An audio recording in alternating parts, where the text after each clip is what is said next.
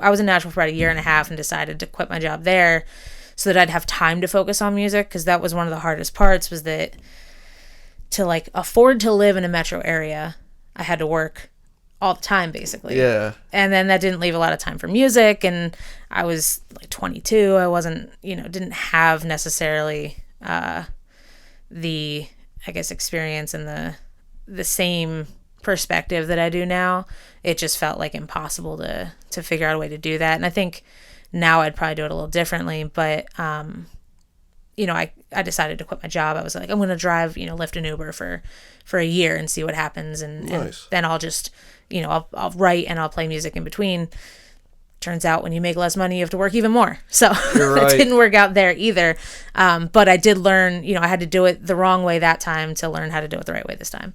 And so I'm feeling What years good were you about down it. there?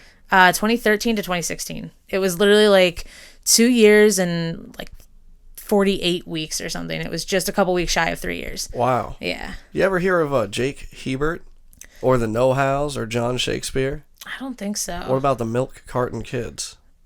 Well, I know of them, not from Nashville though. Yeah, right. Yeah. Right, but they just spent time there. Yeah, okay. I had a buddy that was in Nashville, I think around the same time. Okay. So he might even know you, or you at least. Yeah, like I said, I didn't do as much as I wanted to. I mean... He says the same thing, by the way. He was on the show, I don't know, like a month ago. This is like such a deja vu moment. Yeah. I mean, like you gotta just work your ass off and live with like 300 people and then still not be able to have time for music. Yeah. At one point, I think there was 5 of us in a 4-bedroom, 1-bathroom house. Wow. 1 shower. Yeah. It was technically, I guess, 1.5 bath, because there was a second bathroom that had like a tub that didn't work. Oh, great. Yeah, I think the landlord like put some tiles in, put a shower head in, and like raised the rent $500. Right. So now I'm sure they have a shower, but at the time we did not. It was a lesson in just kind of like compromise and like sacrificing, because you want something so bad that what are you willing to give up for it, and a lot of comfort. But wow. Yeah. That's the grind, though. I mean, that's the most honorable shit that I've heard doing these things, is going to Nashville and just getting your ass kicked. Yeah. But I bet you learned a ton. So much, yeah. I mean, would you say it's invaluable, your time down there? Oh, yeah. Yeah, I mean, it was about $12,000 credit card debt, but right? I mean, if you want to put a number on it, I guess. But I consider that my student loan, because I didn't go to college. I went to like tech school, and so that kind of led me into the career I was in before. And so I was lucky not to have like real student loans. And so I consider that my like tuition. Might as well. I mean, you learned a bunch. It's a bargain for sure. I mean, I don't have any pieces of paper to prove it, but I think it was worth it. Definitely. I mean, your sound is great, which I'm sure got much better because of Nashville. I've never heard you pre-Nashville, but God, you have the tightest loops on stage I've ever heard. Oh, thank you. That was actually just I think 2019 probably is when I started doing that. Really?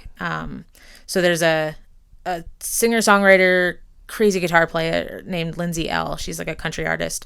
She's from Canada, but like somehow is like in this country world. And I knew people that like wrote with her. I knew that her in Nashville, and then she got, a major deal and got a couple records out, and I saw her a couple times. I saw her open for Sugarland, and then I saw her at the York Fair. Oh, wow. And she just plays so well. And I started learning like lead guitar a little bit when I first started playing, and I was like, you know what?